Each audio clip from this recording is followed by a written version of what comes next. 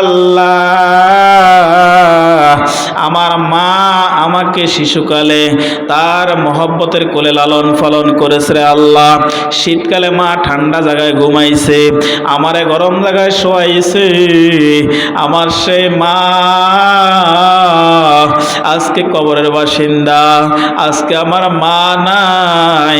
মন চায় একটু ডাক দেই মা মা বলিয়া, কিন্তু মন চাইলেও মাকে ডাকতে পারি না।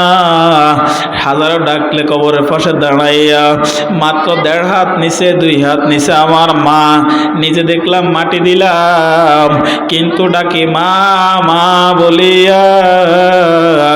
মা কিন্তু কবর থেকে আওয়াজ দিতে পারে না, আমরাও শুনতে পাই না।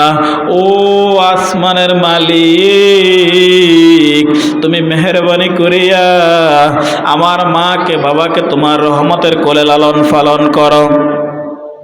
আমার আল্লাহ বলেন, বান্দা বান্দিরা বলো, ওয়াকুর রাব্বিরহামহুমা কামা রাব্বায়ানি সগীরা।